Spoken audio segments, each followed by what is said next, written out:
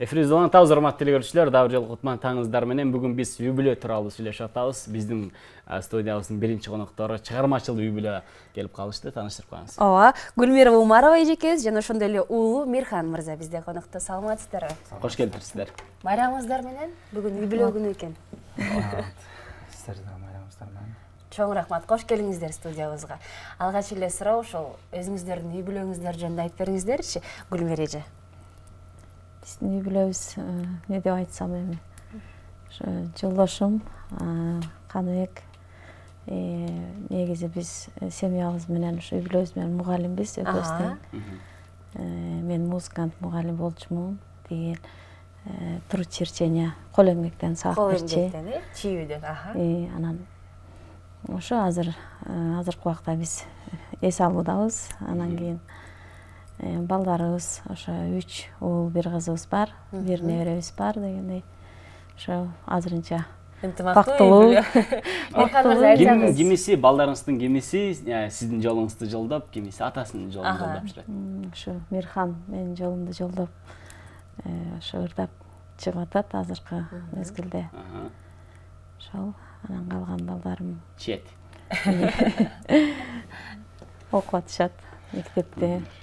Мугалимдердин үйүндө тарбияланган кандай мындай бир жоопкерчилик, анан мындай бир катаалдык барбы? Жок, татаалдык деле жок. Биринчиден саламатсыздарбы? Кимдер орозо кармап аткан болсо, орозолору кабыл болсун. Мугалимдерди мен билбейм, бирок ата-энем мугалимдик кесипти таштаганы көп эле болгон да. Иштебей калганда көп эле болгон, Бүгүнкү күндө өзүңүз эмне менен айыкпасыз? Музыкалык билим алдыңызбы?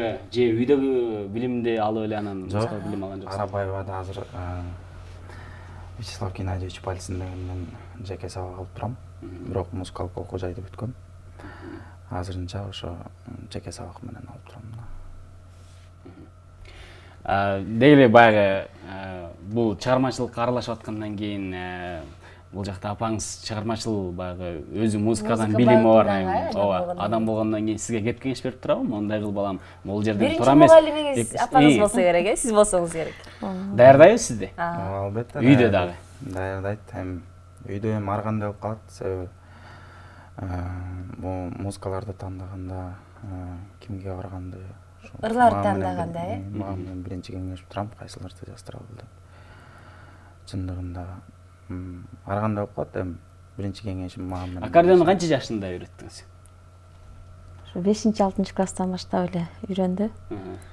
Таланттуу болчу, өзү эле кичинекей кезинде эле ырдайм деп эле анан өзү ошо чертем деп эле аракет кылып эле ошентип анан экөөбүз ырдап неметип калчубуз. Сиз өзүңүз аккордеондон сырткары, ушул жылгаяктан сырткары кайсы аспаптарды ойнойсуз? Фортепианода ойнойм, аккордеондо. Комузда бир аз ойночумун, азыр ойнобой калдым. Ошо. Специм ошо аккордеонда. Келиңиздер анда эмесе ушул сиздерден үй бүлөлүк бир чыгарма болсун. Жалпы биздин телекөрүүчүлөрүбүзгө бүгүнкү үй бүлө майрамы менен куттуктап сиздерден чыгарма болсун. Эми ошо аккордеондон кичине ката ачылып кетсе кечирип сурайбыз. Ошо Ибрагим Жунусов агабыздын Жалалабад деген бир жакындуу бир чыгармасы бар. Ушуну мага мукас аткарып берели. Келиңиздер.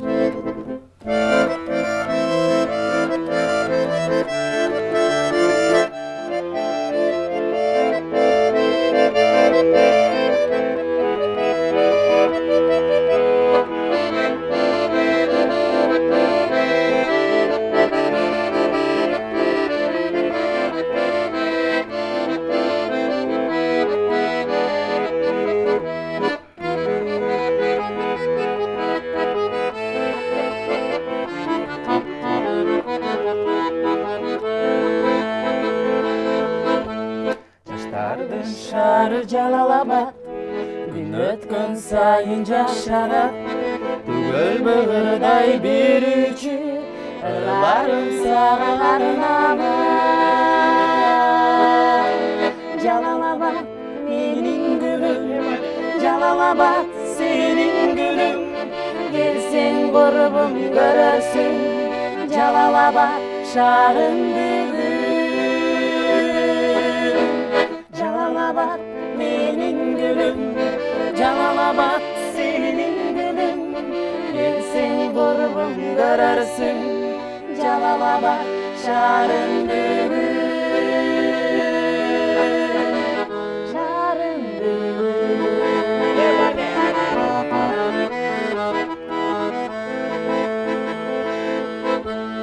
İçimdeki Jalalabad Көркөмү сонун кулпурат Жалынды урлар ырдашып Кыз жигит бирге саба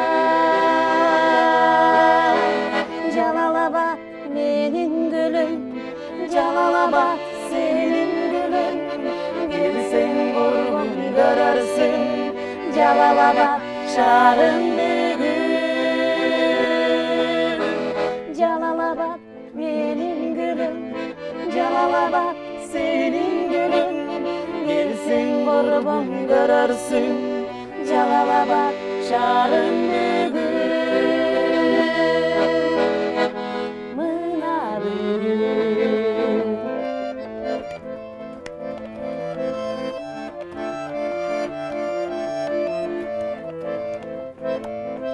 Керемет. Эң сонун чоң рахмат. Ай, баракелде. Баракелде. Жалпы Жалалабад шаарында, Жалалабад облусунда бизди көрүп жаткан көрүүчүлөрүбүзгө дагы бир рет салам айтабыз. Бул ыр сиздерге арналды окшойт. Гүлмира айым, айтсаңыз, негизи эле балдардын кичинекейинен баштап эле өзүңүз багы музыка мугалими болгон үчүн үйдө музыка жаңырып, буларды кичинесинен эле музыка менен тарбиялаган болушуңуз керек. Албетте, балдар мисалы алма сабагынан узакка түшпөйт деп коет го. Ошо сыяктуу эле биз өзүбүз ырдап чыгармачыл болгондуктан ошо балдар деле ошого карап кете беришет экен да. Жолдошум деле аябай искусство адам болгондон кийин ал деле ошо бизди колдоп, балдар менен эметип, той топурларга барганда баарыбыз ырдап, ушинтип үй бүлөлүү. Чыгармачыл үй бүлө турбайсыздарбы? Ошондой десем деле жаңылышпайм. Негизи ушул чыгармачыл үй бүлөдө искусствого жакын адамдардын үй бүлөсүндө майрамдык кечелер, майрамдар, туулган күндөр кандай өтөт? Ушундай эле аккордеон менен шаңдуу өтүп болуш керек, Жакшы өтөт, ооба. Туугандардын алдында, тиги достордун алдында барганда бизди аябай эметип, кандай десем, бизди күтүп турушат да, ушулар келсе шаңдуу өтөт деген менен. Өзүбүздүн үй бүлөбүздө болгондо да алар аябай кубанышып, жакшы болуп, аябай толкундануу менен келишет да. Ошол жакшы өтөт. Ырчылардын үй бүлөсүнө бартабыз, да? Жакшы. Мирхан мырза, буга чейин бир канча клиптерди чыгардыңыз, чыгармачылыкка аттанып, азыр кандай болуп атат? Кандай жаңылыктарыңыз бар? Буюрса жаңылыктар көп. Жакында жаңы чыгарма буюрса жарыкка чыгат. Азыр ошонун үстүндө иштеп даярданып атабыз. Аз калды. Аз калды. Негизи чыгармачылыкта эле жүрөсүз. Үйдө көрүнбөй кеттиңиз го, бир аз буга чейин клиптериңизди көрүп аттык эле, ырларыңызды угуп аттык эле. Эмне болду? Тынык болду? Жеке жашоодо дагы музыкадан сырткары иштейм. Ошо жумушка байланыштуу болуп калды. Кайякта иштейсиз? Сырбойдон калып турсун. Макул. Урматтуу телекөрүүчүлөр, биз дагы бир рет тааныштырып өтсөк, Гүлмира Умарова эжеке жана ошондой эле уулу Мирхан бизде конокто. Чыгармачылык үй бүлө десек болот. Бүгүн болсо 15 май бүткүл дүйнөлүк эл аралык үй бүлө күнү экен. Ошол даталуу күнгө карата конокторубузду чакырганбыз. Анда сиздерден дагы бир ырукпайлы кандай дейсиздер? Үнүңүздөр баягы таң эртең бир аз ачылбаганына байланыштуу, билбейм. Таң сырын ырдап берели. Таң сырын, Баарыбызга таң жагымдуу болсун деп таң сырын. Келиңиздер анан.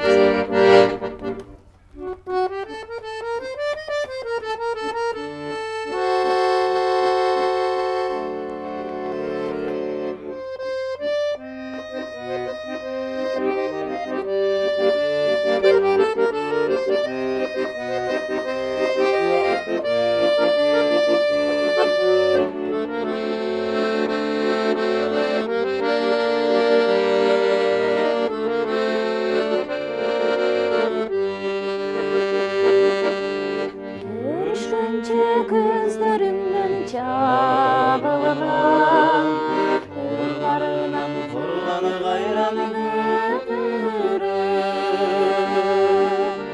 Ekimini kümem salam canılgan Etimi çok boğalıma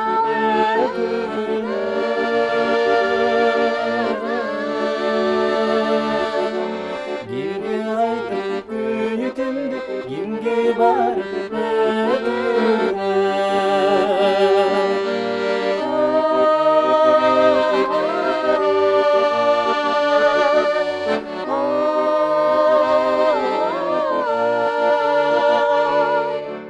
Kimge qaytib köyütüm, kimge barıp gönütüm, kimge barıp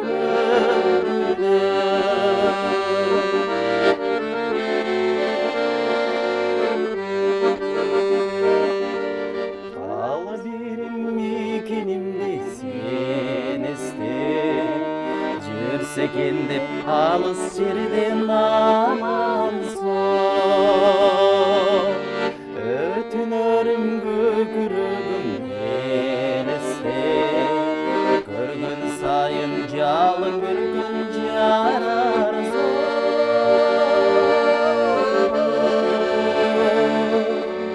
Арбалсам да бір келерсің, алатоны көргені.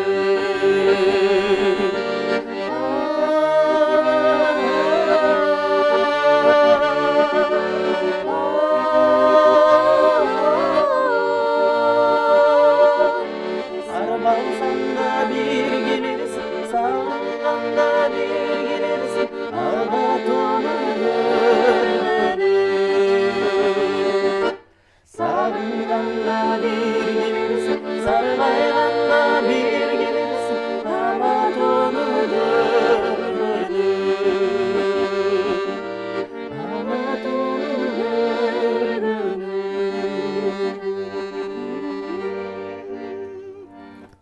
Чоңур Ооба. Чоң рахмат, ыраазычылык билдиребиз. Гүлмира эже, буга чейин ушул музыкадан сабак берип иштеп келдиңиз. Азыр эмнеге иштебей калдыңыз? Неге балдарга билим бербей калдыңыз музыкадан? Мугалимдер бир убакта аябай эме болуп кыйналып, бир айлыктар бир кармалып, ушундай болуп кетпеди беле бир убакта. Анан ошондон уламбы биз ошо шаарга баса бердик, айылда сабак берчүбүз. Анан ошо шаарга келип эле соода кылып эле ошо менен бизнес кылып анан ошо ойдон кеттик да. Анан Кайсы жактан болосуздар? мен өзүм Баткенден болом, жолдошум Кочкордон болот. Баракалла. Негизи баягы үй бүлөнү пландоодо, үй бүлөнүн ичиндеги тарбияны берүүдө сиздер жолдошуңуздар экөөңүздөр сүйлөшүп, баягы жогоруда бизде сюжетте баягы бир үй бүлө баардыгы ошол шахмат ойнойт экен да. Анан сиздердикинде да ошол чыгармачыл болгондон кийин ар бир баланын талантын ачуу ата-эненин жана мугалимдердин колунда дейт да. Сиздер ушундай байкап кеңешесиздерби? Бул баланын моундай таланты бар экен, кел ушундай кылып. Албетте, жолдошум мисалыга ушу баламды чыгарайлы, окутайлы деп ар бир баланын талантына жараша тандаш керек да. Анан көбүнчөсүн ошо бизде үй бүлөнү жолдошум чечет да. Анан анын үстүнө баягы Чын эле? Чын эле. Себеби мындай баары бир кээде балдар деле кичинекей болгондо тентек кылып койсо, атаңарга айтам, атаңар минтет, анан атаңарды уккула десем, балдар кадимкидей сезген турчу да. Анан мен ойлойм, үй бүлөнү сөзсүз эркек киши башкарганы жакшыраак деп. Анан ошол жолдошум экөөбүз албетте балдардын немесине карап, ошо булга татыктуу, муну мындай кылсак болот деп албетте кеңешип эметебиз. Негизи балдарга үйдө тарбияны эне берет да көбүнчө. Анан сиз бир тарбия берүүдө өзүңүздүн бир ыкмаларыңыз барбы? Чийип алган системаларыңыз мындай. Тактикаларыңыз мындай жейтмин. Андай деле чийип албайм, бирок балдарга биринчи эне мээримдүү болуш керек. Баланы деле аябай катуу урушуп, неме кыла бергенде балдар начар тарбияда болуп калышы мүмкүн. Азыркы мезгилде биздин балдарды тарбиялоо кандай десем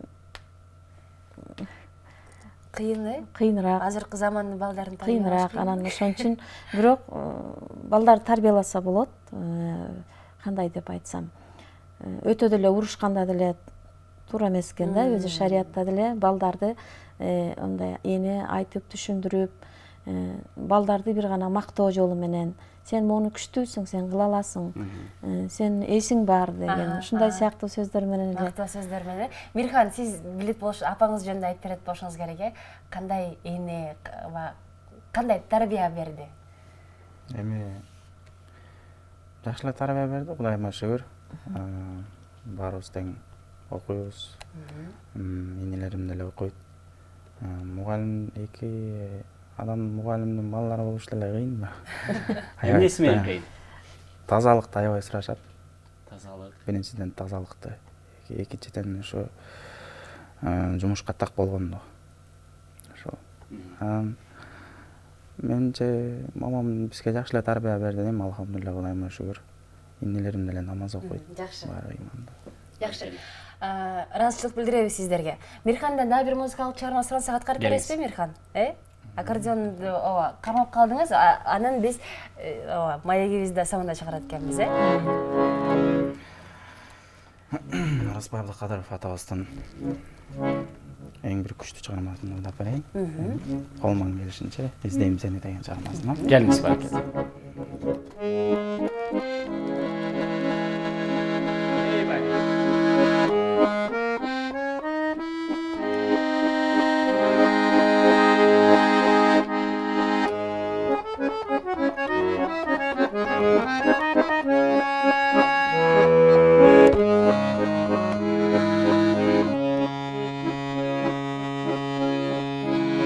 İzdeyim seni arasından eldirdi en bir koz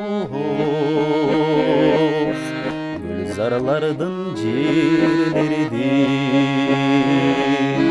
sen alanda izletüge çarasan men alamla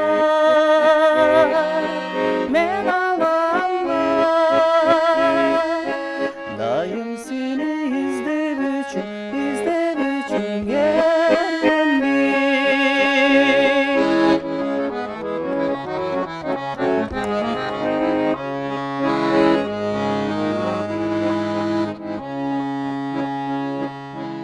Ak bugük kızıl bekini jolundu tüsün görбей horulu dışta kalgan жалбырактын өңүндө ajarına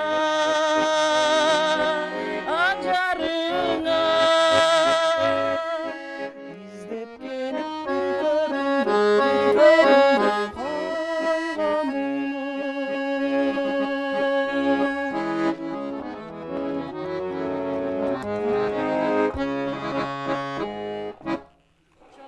Ыраазычылык билдиребиз. Распай Абдыкадыров атабыздын ырлары жашай берсин. Жашай берет болуш керек ушундай жаш муундар ырдап аткандай, Гүлмира эже. Чоң рахмат сизге, ыраазычылык билдиребиз. Бүгүнкү майрамыңыздар менен дагы бир рет куттуктайбыз. Гүлмира Умарова эжекебиз жана ошондой эле уулу ырчы Мирхан бизде конокто болду. Дагы бир рет рахмат сиздерге. Ийгилик каалайбыз. Рахмат сиздерге дагы. Биз болсо эфирибизди дал ушундай нотада алдын көздөй уланта беребиз.